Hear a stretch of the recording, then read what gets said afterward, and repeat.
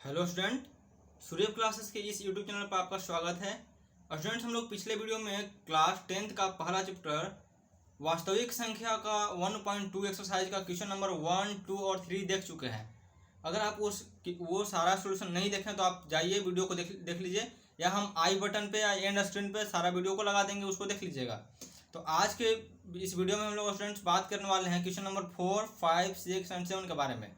तो चलिए बिना टाइम बर्बाद किए हम सीधा क्वेश्चन नंबर 4 पे आते हैं। और क्वेश्चन जो कह रहा है कि HCF 306 और 657 का दिया हुआ है 9, तो एलसीएम क्या क्या होगा। यानी कि एक संख्या हमको 306 है, एक संख्या 657 है, और उसका ये HCF दिया हुआ है, बोला कि एलसीएम क्या होगा। या कभी कभी दे सकता है कि एलसीएम दिया हुआ है, पूछ देगा HCF क्या होगा। जैसे यहाँ देख लीजिए, आपको यहाँ पे दो संख्या दिया हुआ था, दो संख्या दिया हुआ, पूछ रहा है कि HCF क्या होगा या एलसीएम क्या होगा पूछ रहा है। पर यहाँ पे क्या है कि संख्या भी दिया हुआ, HCF भी दिया हुआ, पूछ रहा है सिर्फ एलसीएम निकालना है। या हो सकता है एलसीएम देके HCF पूछ दे, तो ये कोई दिक्कत नहीं उस के लिए।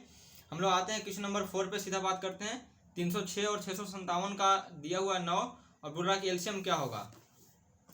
क्वेश्चन है 4 नंबर की जो HCF है 306 और 657 का, वो है 9, तब एलसीएम 306 और 657 का क्या होगा। तो बहुत ही आसान है, आप बस ध्यान से देखते रहें। आपको हम इंट्रोडक्शन वाला वीडियो में या फिर इसके पहले वाला वीडियो में बता दिए हैं कि दो संख्याओं का गुणनफल जो होता है HCF इंटू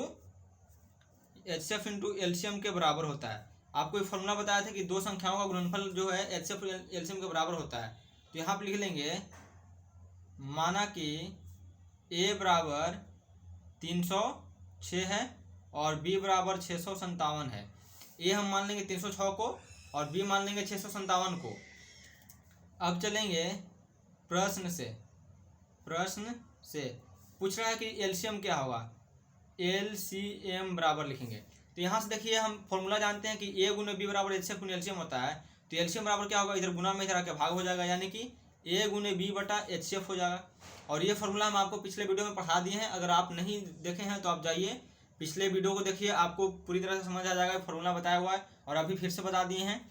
तो हमारा एलसीएम का फॉर्मूला क्या होता है, A गुने B बटा HCF। अगर HCF पूछ देगा तो बस एलसीएम को नीचे ला देना है।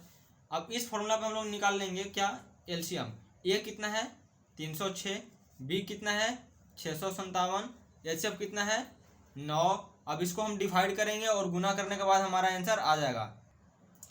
तो चलिए हम लोग इसमें डिवाइड करने की कोशिश करते हैं। अगर हम 9 से 306 को डिवाइड करें या 657 को डिवाइड करें, तो चलिए बात करते हैं। 9 से कट जाएगा, 9 3 27, इसमें 3 जाएगा और 9 चौके 36, यानी कि 34 बार में कट जाएगा।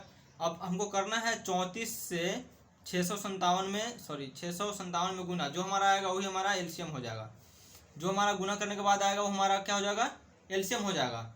तो एलसीएम हम लोग जब गुना करेंगे 34 को 657 में, तो हमारा आ जाएगा 22 33 8, 22 33 8, यानी 22,338 हमारा एलसीएम आ गया। तो बस आपको कुछ करना नहीं। इसी प्रकार यहाँ पे, जैसे कि यहाँ पे अगर दिया है, यहाँ एलसीएम दिया हुआ था, एलसीएम निकालनी। अगर मान लीजिए यही दे देता कि एलसीएम जो है 22 33 8 दिया हुआ है, तो एचसीएफ क्या होगा, तो हम इस यहाँ पे एचसीएफ का फॉर्मूला लगा लेते हैं। बाकी इसमें कुछ नहीं करना आपको, बस इसी प्रकार बनाते जाना है। बाकी सब कुछ है नहीं, बस फॉर्मूला को इसको ध्यान में रखिएगा। अब हम लोग बात करते हैं क्वेश्चन नंबर 5 पर। क्वेश्चन नंबर जो 5 हमारा है, बोल रहा है कि जांच कीजिए कि क्या किसी प्राकृतिक संख्या n के लिए संख्या 6 के पावर n, देखिए ध्यान से, यहाँ 6 के पावर n है, का अंक 0 पर समाप्त होगा कि नहीं। आपको जांच करने के लिए बोल रहा है कि मान लीजिए यहाँ पे 6 है, इसके पावर में हम प्राकृतिक संख्या बोल रहा, तो 1 2 3 4 5 जो भी रखें, तो लास्ट में जो इस गुना करने के बाद आएगा तो 0 आएगा कि नहीं, यही जांच करना है। तो चलिए हम लोग जांच करने की कोशिश करते हैं। एक बार क्वेश्चन को फिर से देख ले रहे हैं कि जांच कीजिए कि क्या किसी प्राकृतिक संख्या n के लिए, n जो है प्राकृतिक संख्या है, 6 के पावर n का अंक जो 0 पर समाप्त होगा कि नहीं। तो चलिए हम लोग वीडियो को स्टार्ट करते हैं। क्वेश्चन नंबर ये हमारा है 5। तो पहले हम लोग लिख लेंगे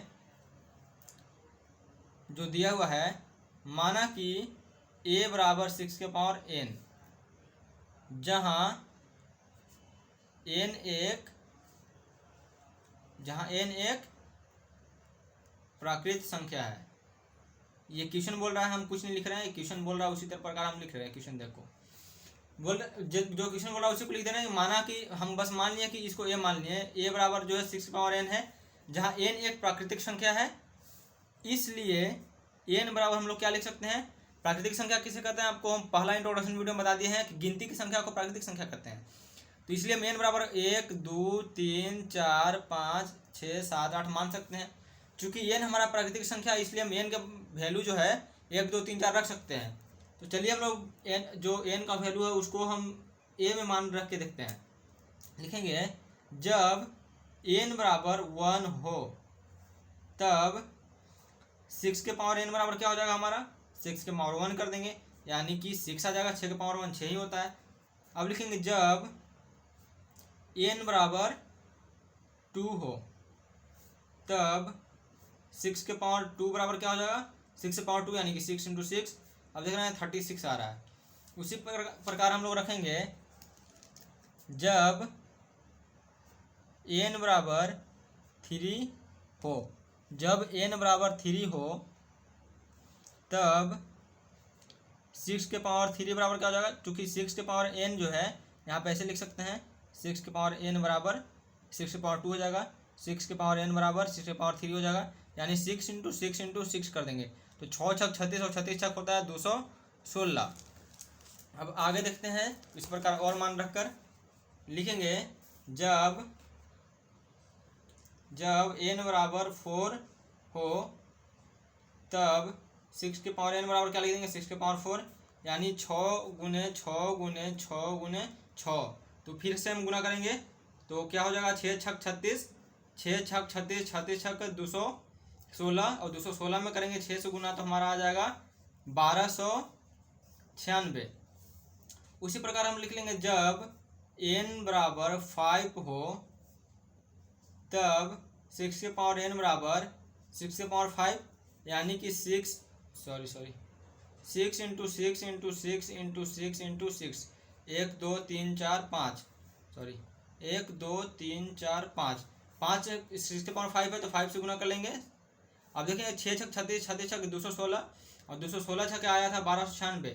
1296 में हम अगर 6 से गुना करते हैं तो हमारा आ जाएगा 7776। अब इस प्रकार हम ध्यान से अगर अब देखें तो किसी का भी जो लास्ट अंक है 0 पर नहीं आ रहा। देखिए इसका भी लास्ट अंक 0 नहीं आया, इसका भी लास्ट अंक 0 नहीं आया। अगर हम पीछे की बात करें तो आप ध्यान से देखिएगा, इसका भी लास्ट अंक 0 नहीं, इसका भी 0 नहीं, इसका भी 0 नहीं है। यानी हम देख रहे हैं कि अगर 6 के पावर n प्राकृतिक संख्या हो तब 6 के पावर n का जो है लास्ट अंक है कभी भी 0 पर समाप्त नहीं होगा। तो लिख सकते हैं हम कि अतः उपर्युक्त हल के माध्यम से यह देखा जा सकता है कि 6 के पावर n का इकाई अंक शून्य यानी 0 शून्य पर कभी भी समाप्त नहीं हो सकता है जब n एक प्राकृत संख्या हो। आपको उम्मीद है समझ आ रहा होगा, आपको कुछ करना नहीं है। फिर से एक बार समझा दे रहे हैं आपको, बस इसको मानना भी जरूरी नहीं है। हम ऐसे ही मान लिए माना कि a बराबर 6 के पावर n है, जहाँ n एक प्राकृतिक संख्या है। अब चूंकि n एक प्राकृतिक संख्या है इसलिए हम n का मान 1 2 3 4 5 6 रख सकते हैं। अब इसी मान का वैल्यू हम इस इक्वेशन में डालते जाएंगे। जब n बराबर 1 रखेंगे तो 6 के पावर n का वैल्यू 6 के पावर 1 आएगा यानी कि 6 आएगा। जब n बराबर 2 रखते हैं तो 6 के पावर n का जो वैल्यू है 36 आ रहा है। जब n बराबर 3 रखे हैं तो 6 के पावर n का वैल्यू हमारा 216 आ गया। यानी किसी भी संख्या के लास्ट में हमारा 0 नहीं आ रहा है, किसी भी संख्या के लास्ट में 0 नहीं आ रहा है। यहाँ देखिए 4 रखे हैं तो 1296 आ रहा है, 5 रखे हैं तो 1776 आ रहा है। इसी प्रकार आप 6 भी रख के देख सकते हैं, कभी भी 0 पर समाप्त नहीं होगा। तो लास्ट में लिख सकते हैं अतः उपयुक्त हल के माध्यम से यह देखा जा सकता है, यह आप देख पा रहे हैं कि शून्य पर कभी भी समाप्त नहीं होगा 6 की पावर n का अंक जब n एक प्राकृतिक संख्या है। इसके अलावा आप एक और मेथड बता दे रहे हैं आपको इसको सिद्ध करने का, जो क्वेश्चन नंबर 5 का सिद्ध करने का एक और मेथड बता रहे हैं, बहुत ही आसान है। लिखेंगे, ये सेकेंड मेथड बता रहे हैं, आपको जो मेथड पसंद आए उस मेथड के माध्यम से आप बना सकते हैं। जो आपको पसंद आएगा उस मेथड के माध्यम से आप बनाइएगा। एक मेथड वो है, एक और बता दे रहे हैं, माना कि a बराबर 6 की पावर n लिख लिए हैं, जहाँ n बिलोंग टू n, इसका मतलब है n बिलोंग टू n का मतलब इसको बोलेंगे बिलोंग टू। देखिए लिख दे रहे हैं BELONG टू, बिलोंग टू, मतलब कि n जो है नेचुरल नंबर है। n ये क्या है? नेचुरल नंबर है। नेचुरल नंबर मतलब प्राकृतिक संख्या है। आप हिंदी में भी लिख सकते हैं, जहाँ अगर ये नहीं लिखना चाहते तो लिखें जहाँ n एक प्राकृत संख्या है, n एक प्राकृत संख्या है। चाहे तो आप ये लिख लीजिएगा या तो फिर एक लीजिएगा, ये लिख लीजिएगा, कोई एक ही लिखिएगा। तो मान लीजिए माना कि 6 की पावर n, जहाँ n एक प्राकृतिक संख्या है। अब फिर लिखेंगे a बराबर 6 को लिख सकते हैं 2 इंटू 3 के पावर n, 2 इंटू 3 के पावर n। अब यहाँ सीधा लिख देंगे, चूंकि हम जानते हैं कि, अगर आप नहीं भी जानते हैं तो भी आपको लिखना है कि हम जानते हैं, कि हम बता रहे हैं आप जान गए हैं, आपको ये लाइन लिखना है। चूंकि हम जानते हैं कि किसी भी संख्या का इकाई अंक शून्य पर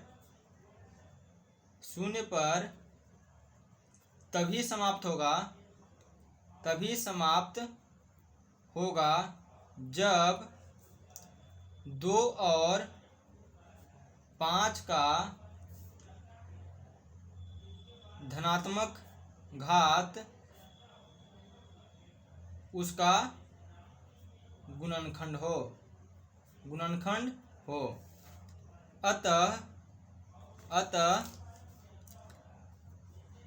अतः नहीं, और यहाँ 6 की पावर n में 2 इंटू 3 का पावर n है, यहाँ 2 इंटू 5 के रूप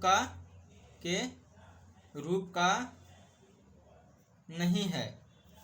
अतः 6 की पावर n का इकाई अंक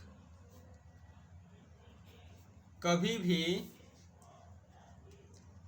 शून्य पर समाप्त नहीं होगा। ये हमारा हो गया सिद्ध। एक बार फिर से इसको समझा दे रहे हैं आपको। पहले हम बता दें कि देखिए, आप कभी भी गुना करके देखिए, 2 गुने 5 करेंगे तभी हमारा 10 आएगा, यानी कि लास्ट में 0 आएगा।